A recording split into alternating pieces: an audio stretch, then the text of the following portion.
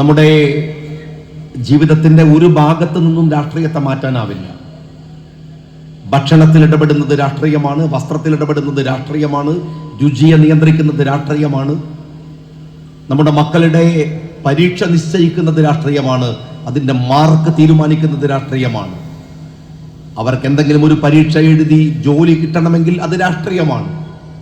രാവിലെ വീട്ടിൻ്റെ മുമ്പിൽ വരുന്ന പാൽക്കുപ്പിയിൽ പോലും അതിൻ്റെ വില നിശ്ചയത്തിൽ പോലും രാഷ്ട്രീയമുണ്ട്. നമ്മൾ ഒഴിഞ്ഞു നടന്നാലും നമ്മെ തിരിഞ്ഞു പിടിക്കുന്നതാണ് രാഷ്ട്രീയം. അതുകൊണ്ട് നമ്മുടെ നാട്ടിലെ ജനങ്ങളെ, പുതിയ തലമുറയിലെ കുട്ടികളെ, വിശിഷ്യ അതിശക്തമാം വിധത്തിൽ ബുദ്ധിപരമായി വളർന്നു വന്നുകൊണ്ടിരിക്കുന്ന പെൺകുട്ടികളെ ഒക്കെയും കൃത്യമായ രാഷ്ട്രീയ ബോധമുള്ളവരാക്കി വളർത്തിയെടുക്കുക എന്നത് ആധുനിക ലോകത്തിലും ആധുനിക ഇന്ത്യയിലെയും നമ്മുടെ വലിയ ബാധ്യതയാണ്. ഒരു പൊതുപ്രവർത്തകൻ എന്ന നിലക്ക് ഞാൻ നിങ്ങളോട് പറയുന്നു, ആ രാഷ്ട്രീയ ബോധത്തെ നിങ്ങൾ, രാഷ്ട്രീയ സംസാരങ്ങളെയും രാഷ്ട്രീയ ചരിത്രത്തെയും തലമുറകളിലേക്ക് പകർന്നു കൊടുക്കാൻ ഉള്ള അവസരങ്ങൾ മറന്നു പോകരുത് എന്ന് നിങ്ങളെ ഓർമ്മപ്പെടുത്താൻ, അങ്ങനെ ആയിരിക്കണം നിങ്ങളുടെ ഈ നാട്ടിലെ ഓഫീസിന്റെ രാഷ്ട്രീയ പ്രയാണം എന്ന് നിങ്ങളോട് പറയാൻ ഞാൻ ഈ സന്ദർഭം ഉപയോഗിക്കുകയാണ്. ഓരോ ദിവസവും വലിയ വാർത്തകളാണ് വന്നുകൊണ്ടിരിക്കുന്നത്. നമ്മളെ ആശങ്കപ്പെടുത്തുകയോ ഭയപ്പെടുത്തുകയോ നമ്മളിൽ ഞെട്ടലുണ്ടാക്കുകയോ ഒക്കെ ചെയ്യുന്ന വലിയ വാർത്തകൾ. ഒരിക്കലും നമ്മുടെ നാട് അങ്ങനെയൊന്നും ആകരുത് എന്ന് നമ്മൾ ആഗ്രഹിക്കുകയും അങ്ങനെ ആവാതിരിക്കാൻ കടുത്ത പ്രയത്നം നടത്തുകയും ചെയ്ത ആളുകളാണ് നമ്മളൊക്കെ. നമ്മുടെ പിതാമഹന്മാരായിരുന്നാലും അങ്ങനെയാണ്.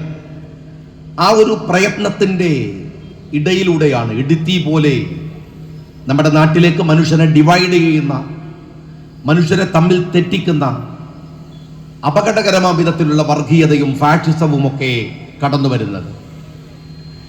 ആദരണീയനായ മുനീർ സാഹിബ് മുസ്ലിം യൂത്ത് ലീഗിന്റെ സംസ്ഥാന പ്രസിഡന്റ് ആയിരിക്കുന്ന സമയത്ത്, അന്ന് നാസർ സ്റ്റേറ്റുമൊക്കെ അടക്കമുള്ളവർ മുസ്ലിം ലീഗിന്റെ സംസ്ഥാന ഭാരവാഹികളാണ്.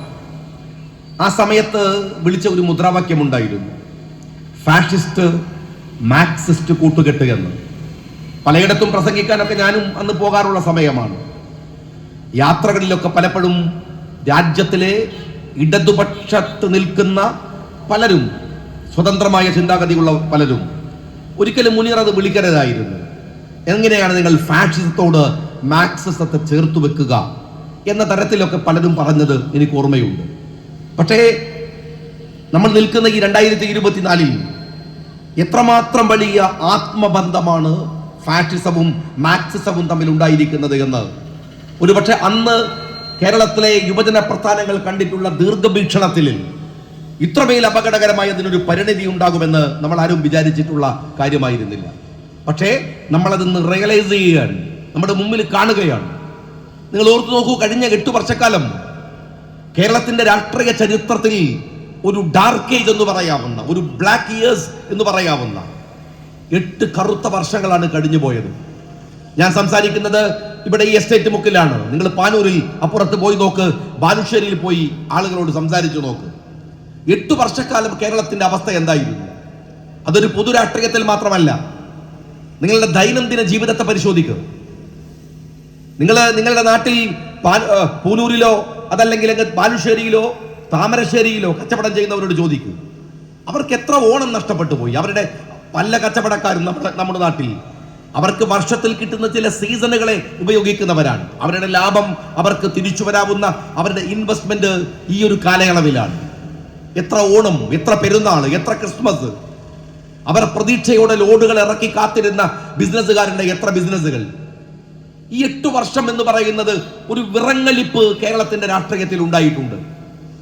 എന്തെല്ലാം ദുരന്തങ്ങൾ, എന്തെല്ലാം പ്രയാസങ്ങൾ. കോവിഡ് ഒരു ഭാഗത്ത് വന്നു, മഹാമാരികൾ വന്നു, അവസാനം ഇതാ വയനാട് ആയിരക്കണക്കിന് ആളുകൾ ഒഴുകിപ്പോയി മരിച്ചു പോയിരിക്കുന്നു. ദുരന്തങ്ങളുടെ ഒരു കേരളത്തിന്റെ ഒരു ഹിസ്റ്ററിയിലെ ഒരു കറുത്ത വർഷങ്ങളായി രേഖപ്പെടുത്താവുന്ന 8 വർഷക്കാലമാണ് കഴിഞ്ഞു പോയത്. എന്താണ് ഇതിന്റെ ഒരു കാരണമെന്ന് ഒരു വിശ്വാസിയായി ചിന്തിക്കാൻ നിങ്ങൾ ആലോചിച്ചു നോക്ക്. ഞാനൊരു പെസിമിസം പറയുകയല്ല, സ്വാഭാവികമായി ആലോചിച്ചു നോക്കൂ. നിങ്ങൾ കേരളത്തിലെ മുഖ്യമന്ത്രി പിണറായി വിജയൻ തന്റെ തിരുകാൽ എടുത്തു വെക്കുന്ന സമയം മുതൽ, അതൊരു കേവല രാഷ്ട്രീയം പറയുകയല്ല, എന്തെല്ലാം ദുരന്തങ്ങളാണ് ഉണ്ടായത്. നമ്മൾ വിശ്വസിക്കുന്നവരല്ലേ?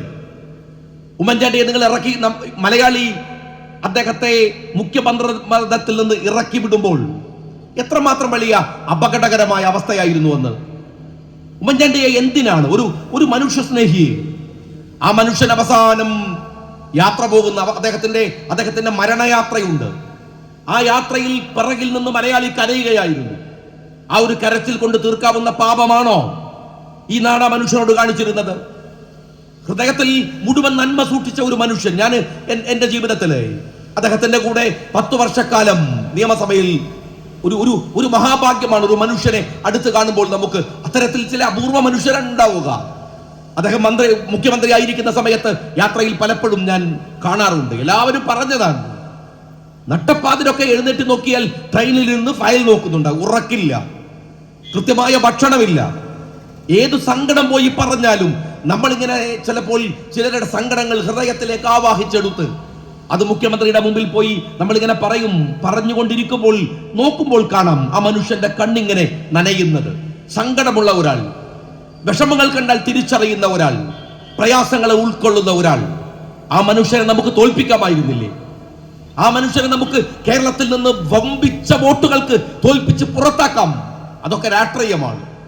പക്ഷേ ആ ഒരു മനുഷ്യനെ അവസാനം മലയാളി ഇറക്കി വിട്ടത് എത്ര വൃത്തികെട്ട കഥകൾ കൊണ്ടാണ്, എത്ര മോശപ്പെട്ട കഥകൾ കൊണ്ടാണ്. ചെയ്യാൻ പാടുണ്ടായിരുന്നു. ആരോട് ചെയ്താലും ആ മനുഷ്യനോട്, ഈ നാട്ടിലെ കൊച്ചുകുട്ടികൾ ആ മനുഷ്യന്റെ മുമ്പിൽ വന്ന് ഒരു അപേക്ഷകനാവും. എന്റെ സുഹൃത്തിന് വീടില്ല എന്ന് പറഞ്ഞാൽ അത് കേൾക്കുവാ മനുഷ്യൻ. അതിന് പത്രാസ് വേണ്ട, ആഡംബരങ്ങൾ വേണ്ട, പാർട്ടിയുടെ പദവികൾ വേണ്ട. ഒരു നാട്ടിലെ ഏതൊരുത്തനും സമീപിക്കാൻ കഴിയുന്നവനാവണ്ടേ ഭരണാധികാരി? അങ്ങനെ ആയിരുന്നില്ലേ ഈ ജനാധിപത്യ രാജ്യത്തിലെ ആ മനുഷ്യൻ? എന്നിട്ട് അദ്ദേഹത്തിന്റെ മകളുടെ പ്രായമുള്ള ഒരു പെണ്ണിനെ ചേർത്ത് വെച്ച് എന്തെല്ലാം കഥകൾ ഉണ്ടാക്കി. ഇന്ന് ഈ കേരളം ഭരിക്കുന്ന കേരളത്തിന്റെ പിണറായി വിജയൻ എന്ന് പറയുന്ന മുഖ്യമന്ത്രി പറഞ്ഞ വാക്കുകൾ ഇപ്പോഴും നിങ്ങൾ പരിശോധിക്കും, നിങ്ങളുടെ കയ്യിലുണ്ടാകും. ഇല്ലെങ്കിൽ മീഡിയകളുടെ കയ്യിൽ പരിശോധിച്ചാൽ അവരുടെ ആർക്കൈവ്സിൽ നിങ്ങൾക്ക് ലഭ്യമാകും. അപമാനിച്ച് വെറുപ്പിച്ച് ആ മനുഷ്യനെ പറഞ്ഞു വിട്ടത് എന്തിനു വേണ്ടിയായിരുന്നു? ദുരന്തങ്ങൾ ബാക്കി വരാതെ ഇവിടെ നിൽക്കുന്നത്, ഇപ്പോഴും വന്നുകൊണ്ടിരിക്കുന്നത്, അത് വെറുതെയാണോ? നമുക്ക് വേണ്ടി സംസാരിച്ച, നമുക്ക് വേണ്ടി നിന്ന ഒരു മനുഷ്യനെ തോൽപ്പിക്കാം, അത് ജനാധിപത്യത്തിലുണ്ട്. പക്ഷേ വൃത്തികെട്ട കഥകൾ ഈ നിമിഷം വരെ അത് നുണയാണെന്നറിഞ്ഞ് പ്രചരിപ്പിച്ചിട്ടും അവസാനം എല്ലാ അന്വേഷണത്തിലും ആ മനുഷ്യൻ നിരപരാധിയാണെന്ന് പറഞ്ഞിട്ടും ഒരു വാക്കുകൊണ്ട് പോലും തെറ്റുപറ്റി എന്ന് സമ്മതിക്കാത്ത ധാർഷ്ട്യത്തിന്റെയും ധിക്കാരത്തിന്റെയും ഒരു മനുഷ്യരൂപമാണ് ഇന്ന് കേരളം ഭരിച്ചുകൊണ്ടിരിക്കുന്നത്.